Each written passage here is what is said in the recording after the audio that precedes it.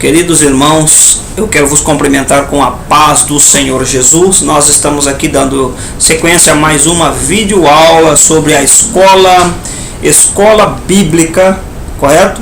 Estamos aqui utilizando um artigo da CPAD, segundo trimestre da escola bíblica, o caráter cristão, Tema, título da revista, moldado pela palavra de Deus e provado como o ouro, Vamos aqui fazer alguns apontamentos na lição de número 5.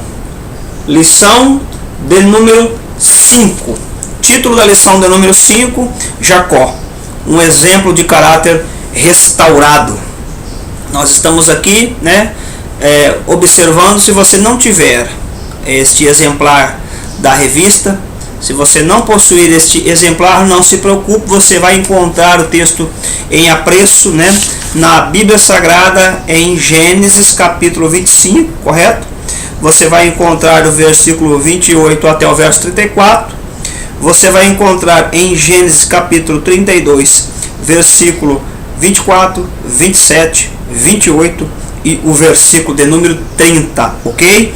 Não se preocupe se você não tem, nós vamos aqui usar, aleluia, este texto bíblico em apreço para alguns apontamentos, sempre lembrando, Jacó, um exemplo de caráter restaurado. Não se esqueça que tudo que nós vamos comentar irá transcorrer em volta desta pessoa, deste personagem bíblico, em volta a trama bíblica aqui envolvendo, aleluia, esta figura de Jacó, proveniente de uma família, onde nós vamos apontar aqui uma família com alguns deslizes gravíssimos, Todavia, apontando, a Bíblia ela é maravilhosa, Deus ele é maravilhoso, que sempre ele vai mostrar aqui a fraqueza, a pobreza, a miséria e a fragilidade do ser humano, mas também mostrando assim o seu grande amor, a sua bondade, a sua misericórdia, em meio a famílias como a família de Jacó.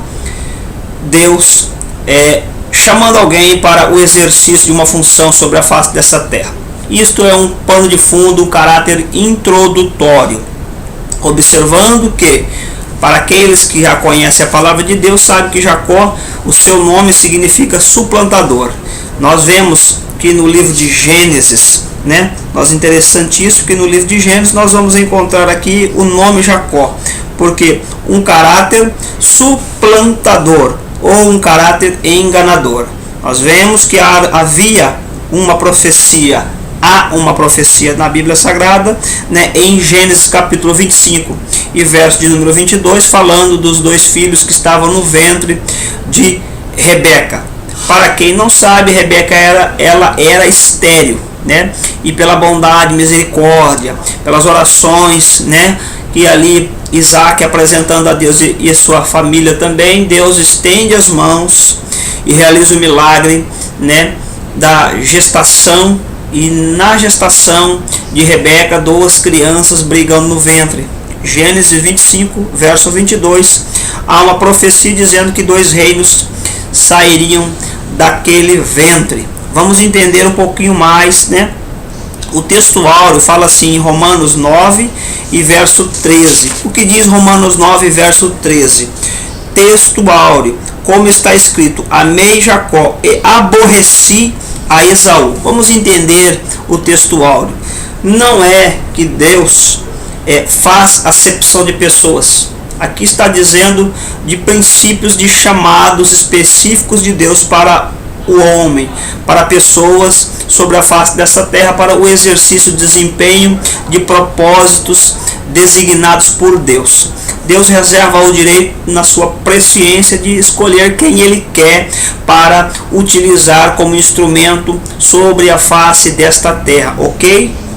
Devemos ter isto bem claro na nossa vida. Deus, na sua presciência, onipotência, onisciência, reserva a si o direito de escolher quem Ele quer para o desempenho de qualquer tipo de função sobre a face desta terra. Isto são chamados específicos. Dentro da linhagem dos patriarcas, nós vemos que Abraão, Isaac e Jacó são os três ícones patriarcais. Após esses 3 ícones patriarcais surgirá lá na frente, né, no Egito, o governador chamado José, né, filho mais novo de Jacó, e assim sucessivamente nós vamos ali observar já Moisés em ação pela mão de Deus para que o povo fosse retirado do Egito. Então ali inicia-se a lei, período da lei. Outrora, vamos aqui falar um pouquinho então. Deus não é que aborrecia Esaú no sentido de não amá-lo, mas as características de Esaú, o primeiro filho nascido do ventre de Rebeca, né, peludo, não é? Muito pelo, e recebe esse nome de Esaú, também chamado de rei de Edom, né? Vende o seu direito de primogenitura em um período que ele vinha da caça, chega em casa, sua característica era pastoreio, era trabalhar no campo, era caça, né? E a característica de Jacó era a característica mais doméstica, ficava no lar, né? Cuidava das coisas do lar junto com a sua família. E quando então Esaú chega com fome, Jacó prepara um prato. Nós vemos aqui os dons, um dos dons de Jacó era o manuseio, né, na culinária, e não há nenhum tipo de preconceito para com o sexo masculino que trabalha nesse tipo de área, pelo contrário, em tantas outras áreas também. E quando Jacó prepara esse prato, ele já estava com um caráter astucioso, maquiavélico, maquinando. Então ele já faz uma proposta a Esaú: vende-me o teu direito de primogenitura. Nós vemos aqui que há uma família com várias características, apontamentos negativos. Jacó queria algo que não pertencia a si, pertencia a seu irmão. Nós vemos uma inveja, nós vemos um desejo de usurpar, de roubar aquilo que era do seu irmão Esaú. E Esaú, em contrapartida, não valoriza o seu direito de primogenitura. Ele era o primogênito. O que é isso?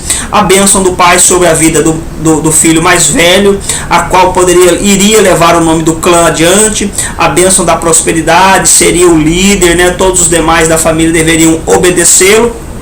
E também ter uma parte em dobro, né, na divisão dos bens no dia de amanhã, outrora, acerca dos bens da sua família. A liderança do clã, isso era muito importante. Interessante que ele não se preocupa com isso e vende, então troca o seu direito de primogenitura por um prato de lentilhas, né, por uma sopa ali.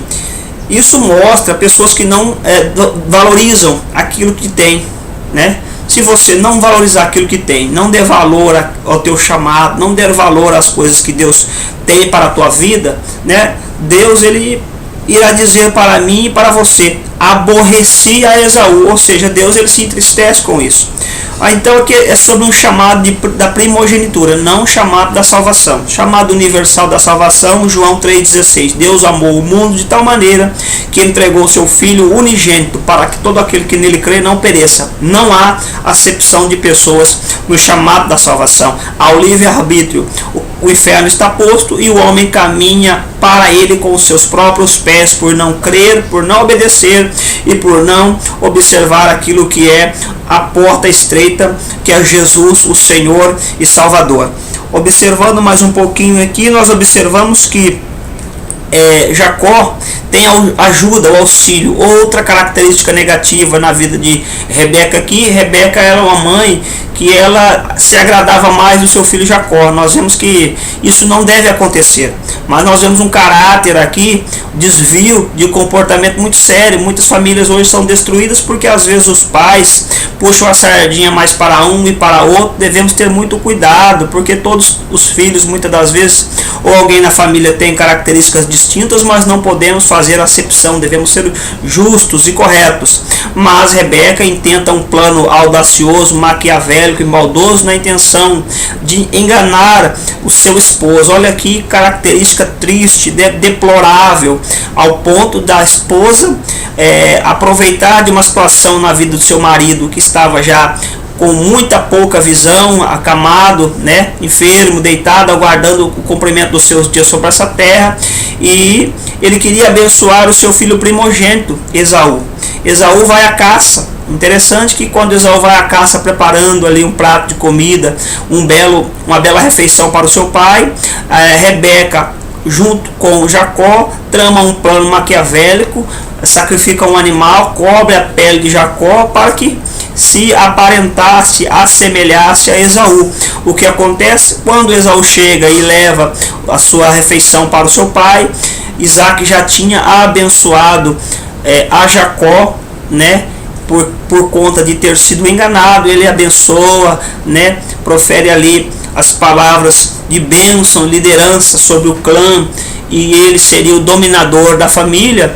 Quando Esaú chega, então ele fica sabendo da notícia, se entristece, faz uma palavra, ele traz uma palavra de morte, que iria matar Jacó, e nós vemos Jacó então fugindo, foge para a terra de Harã, aonde ele vai ter ali com o seu tio chamado Labão, e por algum período na vida de Jacó ele passa por processos, né?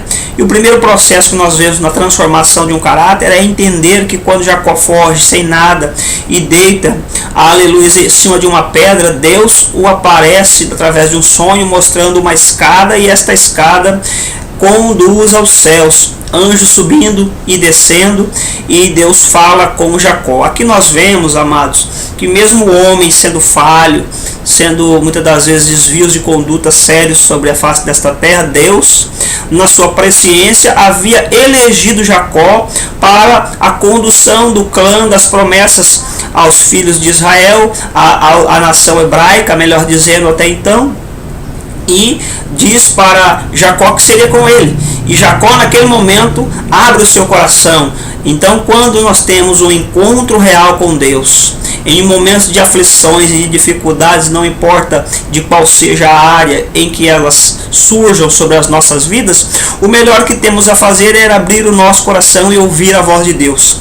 Ouça a voz de Deus se você hoje é um tipo de Jacó, que usa de engano, usa de, às vezes, alguma trama. Não precisa usar de enganos nem tramas para receber algum tipo de bênção da parte de Deus. Basta você ficar na posição correta em amor, obediência, santidade, posicionamento correto diante das doutrinas da palavra de Deus, perdoando, né? Procurando amar o próximo, procurando adorar a Deus, procurando fazer o ID de Jesus Cristo, que Deus se encarregará de te levantar sobre esta terra num chamado específico, num dom e num talento que Deus, por certo, já lhe entregou. Basta aguardar o período correto e esperar em Deus, que Ele tem, aleluia, o prazer de se apresentar a nós e esclarecer todas as dúvidas que possam pairar no meu e no teu coração. Quando Jacó então abre o coração, Deus confirma um chamado sobre a sua vida. Ele permanece ali por cerca de aproximadamente 14 anos ou um pouco mais, trabalhando com seu tio Labão. Ele passa ali a amar uma moça chamada Raquel, mas ele colhe todo o engano que outrora ele fizera na sua própria casa com seu irmão, com a ajuda da sua mãe Rebeca. Colhe quando então seu tio Labão, era tradição que as mulheres ocultassem, aleluia, a face, depois da cerimônia do casamento, na lua de mel, na noite de núpcias, que ele fica sabendo que ele não se casa com Raquel, se casa com Leia. E ali ele havia já pagado um preço, 7 anos de trabalho, né, como um dote, um dom para o pai da noiva. E ele vai questionar Labão. Labão diz assim: é tradição aqui que se entregue primeiro a filha mais velha, né? E na sequência então ele precisa trabalhar ali mais um período de 7 anos para se casar com a sua amada chamada Raquel. Nós vemos aqui a colheita. Não se engane, se você plantar vento, você não vai colher amor nem calmaria, você vai colher tempestade. Mas se você plantar misericórdia, justiça, perdão, compaixão, bondade, longanimidade, se você plantar os frutos do Espírito, saiba que Deus sempre irá abrir uma porta de escape para a tua vida. E nós vemos então ali nas aflições do dia a dia, nas dificuldades, né, no trato difícil que Jacó tinha com Labão, e muitas das vezes pagando um preço pela colheita daquilo que ele havia feito outrora de erro na sua vida. Deus vai moldando o caráter de Jacó, caráter este que é concluído, consumado, quando no retorno, após esses anos, né, em que Deus o prospera ao lado do seu tio Labão, da sua família, ele regressa então para a região ali de Canaã, e nesse período Esaú já era rei de Edom. Mas quando Jacó se aproxima, ele vai mandando presentes para acalmar o coração do seu irmão Esaú, mas a grande vitória vem no vale de Jaboque, no ribeiro, pequeno rio, pequeno vale, aonde ele fica ali, manda o povo ir à frente, e ele começa ali, aparece um anjo, né? Uma manifestação teofânica na forma de um anjo. Ele luta com o anjo. Esse lutar com o anjo aqui foi de forma literal lá no vale de Jaboque.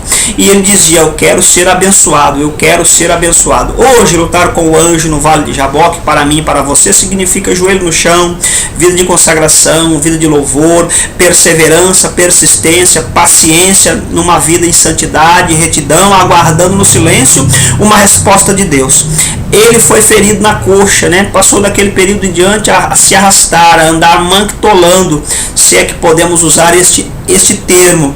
Existe um preço, existe um tratar de Deus. E se alguma área da tua vida você está manquitolando, carregando talvez uma cruz, uma adversidade muito grande, mas entenda que a graça de Deus na tua vida, ela tem um peso muito maior do que talvez, aleluia, alguma aflição e adversidade que você possa estar, aleluia, carregando na sua vida, né? Como a própria palavra diz, que nós devemos carregar a cruz de cada dia, mas junto com as aflições, as lutas, as dificuldades, a cruz de cada dia, nós também temos a graça que superabunda, que nos alegra, nos dá vigor, nos dá força, fortaleza e nos conduz às mansões celestiais por intermédio de Jesus Cristo. Ele abaixa a cabeça, pede perdão após ser abençoado pelo anjo e recebe um nome de Israel, né? De traidor, de enganador, de suplantador a Israel, servo de Deus, chamado por Deus e moldado segundo a vontade de Deus. Israel então se encontra com Esaú, baixa sua cabeça, pede perdão e Deus confirma o milagre, né? Esaú convida para que ele fosse ali a sua terra, permanecesse com ele, mas Jacó, ali cheio do Espírito de Deus, ele não vai mais por convites de homens e nem por intenção de ficar ao lado do seu irmão. Ele sabia que Deus tinha um chamado na sua vida, permanece por um período ali rumo a Canaã, na terra de Siquém. Que Deus possa te abençoar, que Deus possa te dar graça, abrir o seu entendimento. Visita a nossa página no YouTube, nosso canal no Facebook, se inscreva lá, compartilhe, evangelize já!